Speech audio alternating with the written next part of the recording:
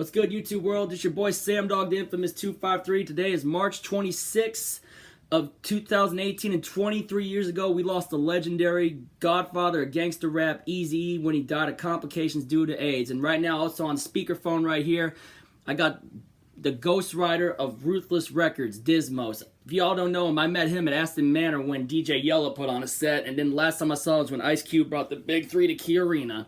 So tell me, Dismos, what was it like to work with a guy of that status like Eazy-E?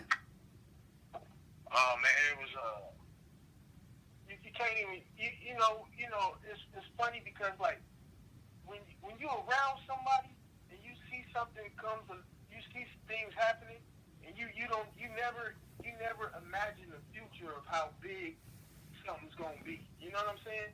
You just kind of around and when you're around and you're a part of something, it's kind of just like it's just an everyday thing. It's like if me and you went to work together every day and we was like, hey, you know what I'm saying? And all of a sudden, in the future, fucking Sam Dog is the president or something. You know what I'm saying? You're like, damn, I was around that dude. I used to be with Sam Dog going to work every day. So you know that's the thing that's shocking to me. That like sometimes like when I sit back when the NWA movie came out and this like you said, it's 23 years later. You know what I'm saying? After the fact, and people still talking about Eazy and he's still relevant to people. You know what I'm saying? That's the one that's the thing that's the awe to me. But working with him, it was just cool, man. It was like I'll tell you how it came about because I actually grew up with Sir Jinx, which is Ice Cube's DJ. You know what I'm saying? Dr. Dre cousin. So Dre's cousin, the one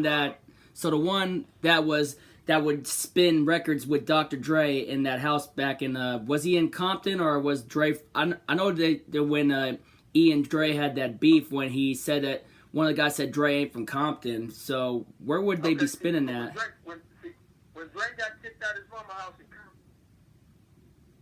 lived with his auntie's house in South Central Los Angeles. So South Central. And his auntie is Jinx's mama, so they cousins. You know what I'm saying? Yeah. So so I grew up around Jinx and Dr. Dre's side and Ice Cube more than Eazy.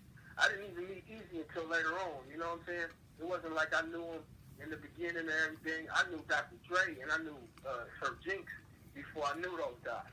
And so then when NWA started, you know, Dre used to come back to the house. He used to come up back house and be like, man, listen to this shit, man. And it'd be like straight out of Compton, or he'd be like, listen to this, man. It'd be like, he does it, you know what I'm saying? So like I was around in them days, and then as time went on, I had a group that I used to be with, and we was with Dr. Dre, so we was going to Death Row, and so when my manager and Suge, they started bumping heads, and they got into some shit with each other, like, man, Suge didn't want to change the record contracts, and my manager was like, well, fuck you then, we got this much money, and he left. We left Death Row. When we left Death Row, I get a call from DJ Bobcat. Bobcat used to be LL Cool J's DJ. So that was LL's DJ, huh? Yeah, and Bobcat is originally from LA. You know what I'm saying? And Bobcat and my manager, they cousins. Wow. So I get a call from Bobcat saying, you ain't fucking with Death Row no more? I'm like, nah, we ain't about to fucking sign them contracts. And then Because Suge was a bully, right? It wasn't so much that he was a bully. He just was on some bullshit. Because he never bullied me, man. And I was still cool with Suge all the way up until I moved up to Seattle. You know what I'm saying? Which was 3 years now. So, like, I was cool with him. He never, you know what I'm saying? He talked shit. But to me, Suge only punked people that was punks. You feel what I'm saying? Yeah. Like with me, that shit wasn't gonna fly. So, you know what I'm saying? It was meant, stars and lines and the moon lined up to be lit for us not to sign the Death Row. Because if I would have signed the Death Row, and the shit would have done me and shit, and I wouldn't have got no money, and all my shit would have been all my I thought it would have shot. And that's why Eazy said on Death Row, I heard you getting treated like boot camp. Is that from the? Exactly, because over there, over in Death Row, people was getting slapped, people was getting punched, kicked, and all kind of shit. You know what I'm saying? So Bobcat calls my manager and says, man, Eazy, with Dre and them no more. Ain't fucking with, them no more. Death Row no more, or never was fucking with him. But he ain't fucking with nobody over there no more. So once you come over here and start, writing lyrics to Easy and shit. Yep. So I go over there. I go to the Ruthless studio. I remember Bobcat was playing beats. He was just playing a whole bunch of different beats, and I was just in there rapping, busting rhymes, and then Easy was like, "Oh, this motherfucker dope." You know what I'm saying? He was like, "Man, you wanna be in a group with me, DG Knockout, and Braxton?" And I was like, "Well, first of all, I don't even know them dudes. You know what I'm saying? Y'all from Compton, and I live in South Central. You know what I'm saying? I don't even know them dudes like that." And now on top of that, I was born in Omaha, Nebraska. So once they start digging up all that shit, man, it's gonna be this ain't gonna be cool. I don't want to do it. And so Easy was like, "I respect that." And so he was like, "Well, you just write some lyrics for me, and then when all this bullshit blow over, you know what I'm saying? I'll put your album out. I'll work on your album." And then you wrote cool. 20.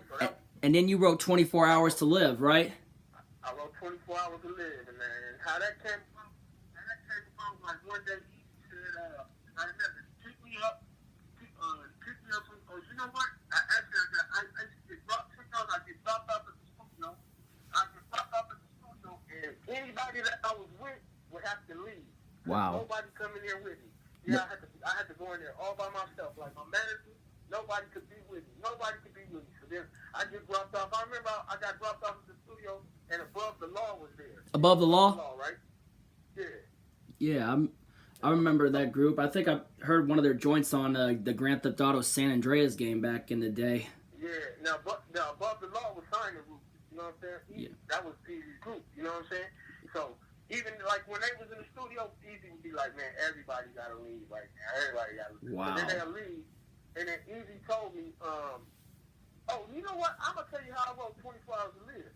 I was at a house where DJ Speed was at. DJ Speed is like Easy, like brother or something like that. You said DJ Speed? Yeah, DJ Speedy. Right? So I was over his house, and then Easy said, "Man, if you only had fucking 24 hours to live, like, what would you do? What would you do if you only had one day? You got 24 hours to live. What would you do in that 24 hours?" And I was like, "Shit." And at the age, I was, keep in mind too, I was age 18 at this time. You were So 18. he was like, "What would you?" Yeah, I was 18, age 18 or 19. I was 18 or 19, or 18 turning 19. And so then he said, he said, I was actually 18, probably 19, turning 19. I think I was 19. So then he said, "What would you do if you had 24 hours to live?" And I was like, "Man, I'll fuck up motherfuckers. Can I cuss on this shit?" Yeah, go ahead, man. Oh, okay, cool. Cool. I didn't know if you was like broadcasting on the radio. I don't know what you doing. Shit, man, it's all good. For YouTube? Yeah, for YouTube. Okay, cool. Anyway, look, I said, "Man, I will fuck motherfuckers up who did me wrong in the past. I'll go pay back motherfuckers. I'll go rob banks. I'll fuck a gang of bitches." I was like, shit, man, I just wreak havoc on shit. And then he was like, "Well, that's what I want you to write about." And I was like, "All right, cool." So then he gave me a gang. So Easy wanted you to write about that from the start once you came up with it. Yeah, he came up with that concept, and he was like, "I want you to write about if you only had 24 hours to live, what would you do?" And I was like, "Shit." Total retaliation, right? Man, I would do. I said I was gonna fuck a gang of bitches. I was gonna retaliate on motherfuckers who did me wrong. I was gonna do all this shit, and then that's how. And then I just started visualizing, like, if I had an hourglass, the sand glass, the hourglass like that. Yep. Turned upside down in the sand drops from it, in the sand drops. Yep. And that's what I said. 7,423 grains of sand dropped from the hourglass. How much time I got left on this planet? The motherfuckers gotta die. I'm an evil motherfucker ready to tear shit up. I'm gonna put these things on you and never let up. See, my mama, she was born when I was born. Got a nigga like the E should have never been born. Too late, big mistake in 72. It's 92 now, the yellow cold blue. Now see, even them lyrics right there was I subliminally put that little piece in there about 72. Easy wasn't born in 1972. I I was born in 1972. E- You see what I'm saying? Easy. I thought. So when was Easy born? When was he born again? I think he was born like in 68 or something. In You the see what I'm saying? '60s. Cause my mom was born in '64. You see, Easy was born in the 60s, but in that song I say, too late, big mistake is 72. It's 92, not a yellow cold blue. 15 hours, So- 11 minutes. So this song came out. I'm a motherfucking wreck. This song came out the year I was born, cause I was born in 1992. Oh, okay, shit, yeah, that's when it came out, bro. Yep. What month? What? When did you? Now another thing. I know this is a tough one to talk about, but when did you find out Easy was sick? When did you find out that he had AIDS? Okay, now go back to the song. Go back to the song. So I wrote the song. Easy recorded the song in 1992. You see the year, right? Yep. 1992. I wrote the song. He recorded it. 1992. In 93, I went to the penitentiary. You know what I'm saying? I got locked up. I went to jail in 1993, which I served 37 months. You know what I'm saying? Which is 3 fucking years in a fucking month. You Yep. know what I'm saying? So, within the time that I was in jail for those 3 years, Death Row, the fights with Death Row and all that shit started happening. All the battle back and forth, the Gray Day makes my payday, Easy payday, and all that shit back and forth, the fights and all that shit happened. And then he used to have a radio show that used to come on the radio. And in the penitentiary that I was in, we used to could get like some the broadcast a little bit of the radio. It came in all scrambly and staticky, but we could hear Easy was on the radio and shit. You know what I'm saying? And it was 95. You know what I'm saying? Yeah. The death. He was just getting sick on the radio. You could hear him coughing or something. It was like he was getting, you know what I'm saying? And then he was like, Julio G took over. Somebody took over the DJ, and then he went to the hospital. You know what I'm saying? And that's when I first heard. I heard about it while I was in jail. You know what I'm saying? That's sad. That is really sad to be in prison when. Because my thing was while I was in prison, when I was gonna get out, when I get out of prison, my plans was to go get signed with Ruthless and then come out with a record on Ruthless. You see what I'm saying? But that shit never happened because he died before I got out. Wow. You know what I'm saying? So people ask me like, why you didn't go to the funeral? I couldn't go to the funeral. I couldn't do none of that. I couldn't do none of that. I was in prison. You know what I'm saying? So people always ask me like, well, why I never heard a record out on Ruthless? Why I never heard some music out on Ruthless? I couldn't put my music out on Ruthless because I went to jail in '92. You see what I'm saying? Yeah. And so what happened was it's 1990. Now it's '96, and I'm out of jail and shit, and Julio G is on the radio, and he was like, it was Easy's birthday or something. I don't know if it was it could have been his birthday or today, which is his death day. You know what I'm saying? And he was like, we got new music from Easy E called 24 Hours to Live. People never heard this song. Tamika Wright, his wife, put it out. You know what I'm saying? Tamika put your song out. Yeah, she the one that had all. She got the rights to all the music over there, Ruthless and all that shit. You know what I'm saying?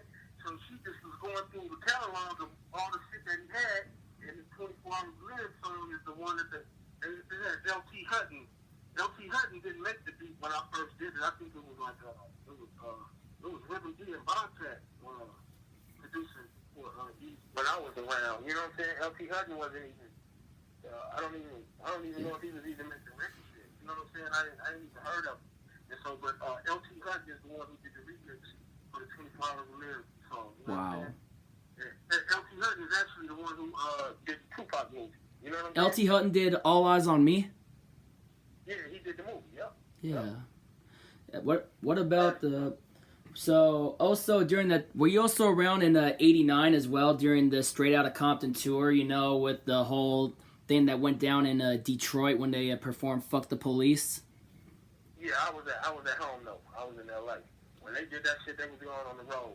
But some of the local shows that they did, I was there with them. You know what I'm saying? But when they went on the road, they was going on the road, and then they came back. And when they came back from off the road, that's when Ice Cube was like, "Fuck that shit, I'm about to do my own thing." And that's when he went off and that's when he went off to Priority with that one dude, and then he started the whole lynch mob, right? And then also then You remember when we was at the Big Three? yeah, So you remember I was walking around with that platinum record in my hand? yeah. Yeah, that was Cube gave me that record. Well, Jinx gave me that record. You know what I'm saying? Yeah, I saw a video you posted on Instagram, and you said, "I know you ain't forgot about these, right?" Yeah.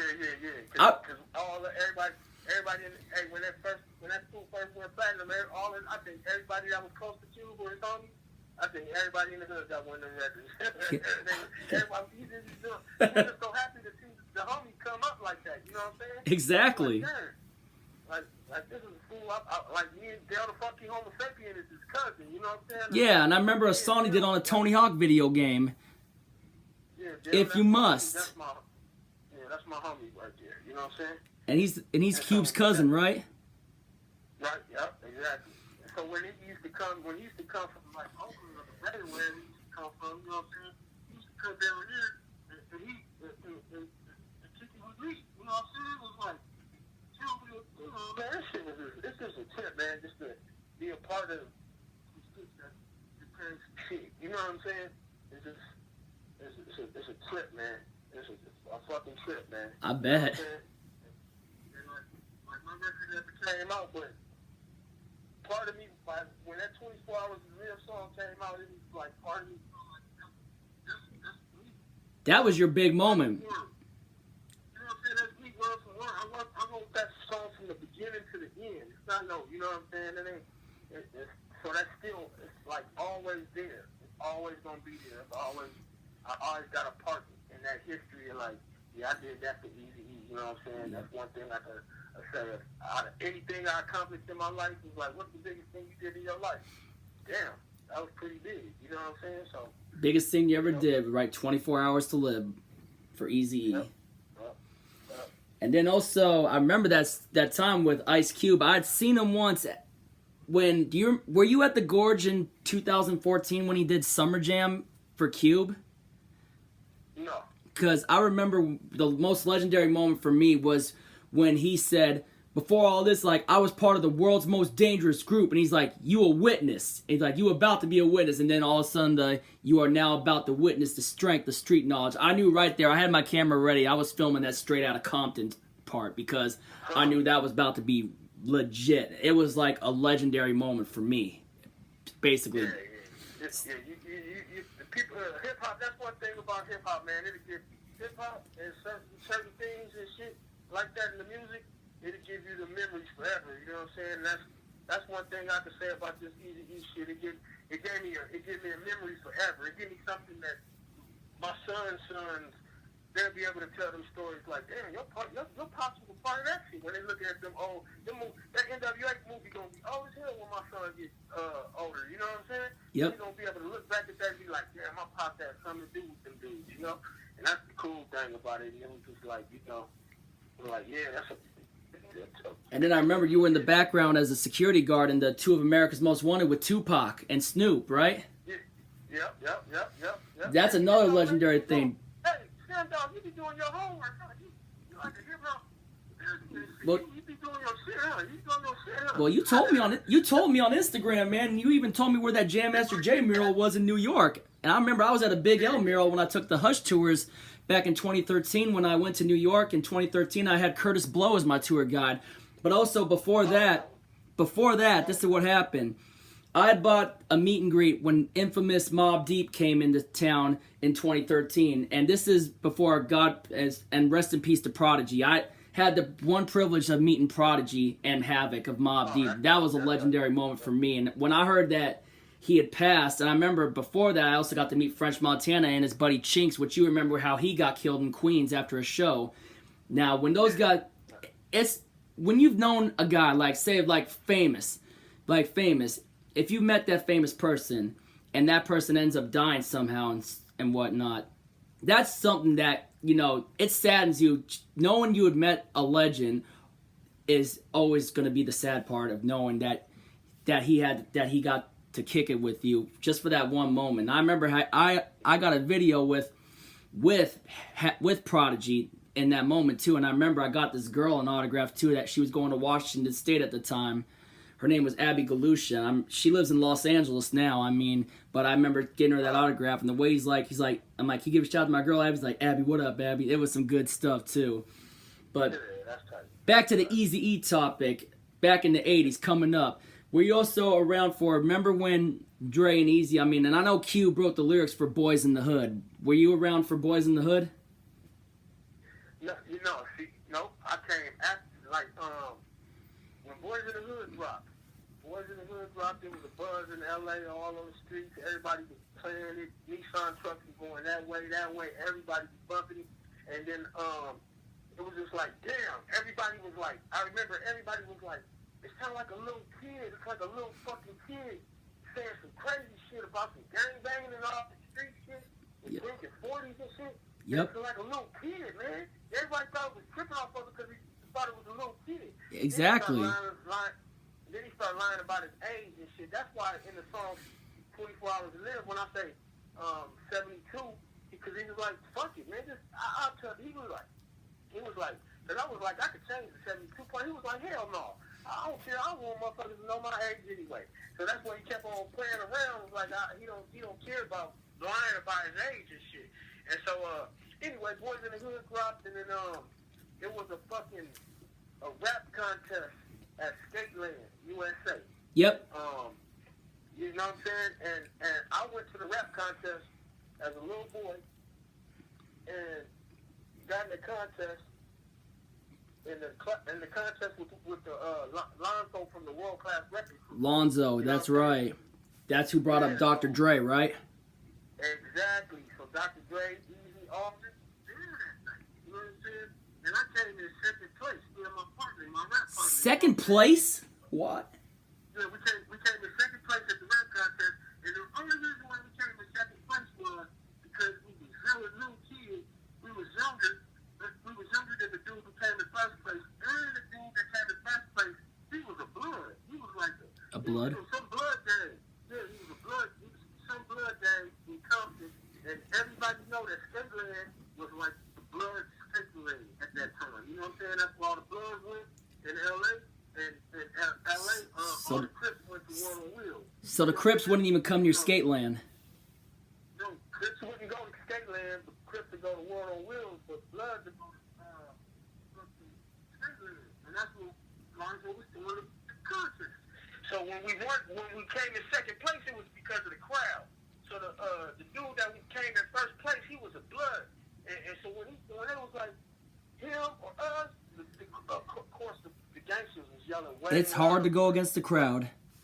Yeah, it's hard to go against the crowd when half of the crowd is gang members that you from the gang. Yeah. You know what I'm saying? Now, wasn't Jerry Heller in the house that night too with the whole Jerry Heller used to go on. He was an old white Jewish dude who he didn't go out to the nightclubs. You never see. The only time I seen Jerry Heller was at Morty's Steakhouse or some shit. We was at a steakhouse one time. You know what I'm saying? I met him at a steakhouse one time, and that's about it. Would you say he wrecked everything with NWA? Did Jerry wreck everything? Well, you know what I'm saying? I can't really speak on them dudes because I can't speak on that part of the business because that was all their business. What Q was going through, what Eazy was going through, what Dre went through, what all their pockets, I can't speak on none of their pockets. Yeah. You say that Jerry Heller messed up the relationship between Ice Cube and NWA. Yep. Ice Cube wasn't agreeing with them concepts, so he was like, man, fuck this shit, I'm out, I'm about to start my own shit. You know what I'm saying? Mm-hmm. And then when Dre started finding the shade and the shit that was going on, that was like, man, I'm supposed to be getting way more money than this. You know what I'm saying? Yeah, so the money part of it, and then... So if you want to say that, you can say that. You know what I'm saying? But shit, you know. Business part is a tough concept. Right now. It's a tough concept with the business part with money, you know. I mean, greed and everything, but Then Dre started Death Row and with Suge, and then of course didn't Suge and did just think about this. Think about this. Think about it. If we rewind time, and fucking Jerry Heller, their contract was all right, and everything was all right, and it just stayed a group from there. You never would have seen the potential. You never would have seen the potential of what Dr. Dre could have became, which he became. You would have never seen what Ice Cube, how big he is with movies and everything that he. You never would have seen. You never would have seen everybody's shit that branched from that shit. So sometimes when it's like war, it's always a calmness after the war. You know what I'm saying? Yeah.